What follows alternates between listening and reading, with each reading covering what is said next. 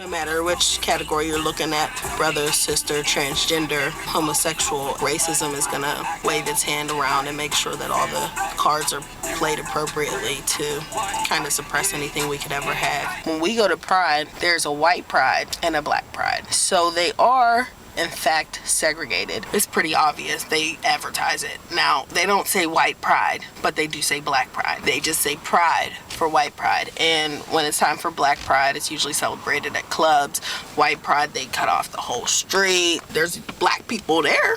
We are just regular people. Most of the people that we know that are black are in some form brainwashed. The brainwashing doesn't stop with the gay community. The best thing that we can do is continue to spread knowledge. Some people don't care. Some people are so lost. Some people just need time to come around, time that you may have to give them. It's hard. It's hard to mentally maintain in this bull. But if we want to win this war that we are at, we have to be able to unite. And people are not going to unite if they don't give a about themselves and each other. White supremacy is everywhere, and it doesn't stop just because of who you sleep with. A lot of times people have this idea that you're either queer or you're black. You're trans or you're black. Within the LGBTQ community, there's been a co-opting, which you actually see as the silencing of black and brown queer people all across the world. When you're saying that I can't be a black person and a queer person that also has solutions for our communities, not only are you denying me my full humanity, but you're also denying yourself liberation. You don't know the answers that I have, and you obviously don't have the answers for me. I consider myself to be a feminist because it scares people. I like the effect that it gives when I say I'm a feminist. I feel like I am a feminist, but I also understand that I am also black. I challenged a black man who shared an image of a non-voluptuous black woman writing Jesus Christ crucified.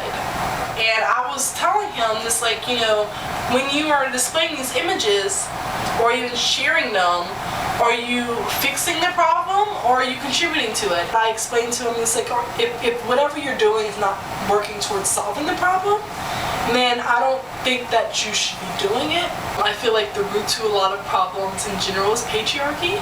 Patriarchy is anti-feminine. Some people's feminists hurt men. And the root of a lot of problems that men have is because of patriarchy. Anything that's considered masculine or feminine is not exclusive to only males or females. So I am non-binary.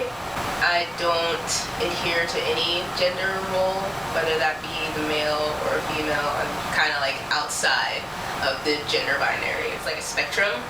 And then there are some people outside of the gender binary. These are specific to an idea of what genders are supposed to be. I don't feel as if I'm aligned with these expectations and these certain molds that society has for different genders. Girls are supposed to dress a certain way, supposed to talk a certain way, have certain jobs, they're supposed to be homemakers and all this other stuff, and submissive and blah blah blah. And it's just I don't think that a person's gender is in any way an all-consuming aspect of a person. I think that it's just one small part of a person, because a person is made up of a lot of different things, a lot of different aspects. When it all comes down to it, the only real important part of a person is their mind. The physical body isn't going to matter anything. We'll be able to change that. People are all individuals. No one really is the same. Everybody has their own interests, their own hobbies, they do different things, they have their own thoughts and opinions on things, and how they conduct themselves might not perfectly align with how a guy is supposed to be or how a girl is supposed to be. So I think gender is stupid. Everybody should have the ability to provide and cook for themselves. If you're only going to expect one gender to cook for you, what happens if you're not in a relationship or something? You're gonna be screwed. You gotta learn how to cook for yourself. It's a basic human thing. If you're all alone on an island, who's gonna be cooking? You. This is why I don't like But we gotta find a woman to cook for us on the island.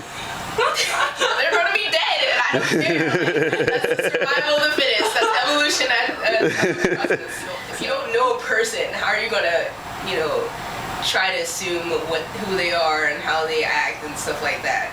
That's not how reality works. It's just not. People are so idealistic. No.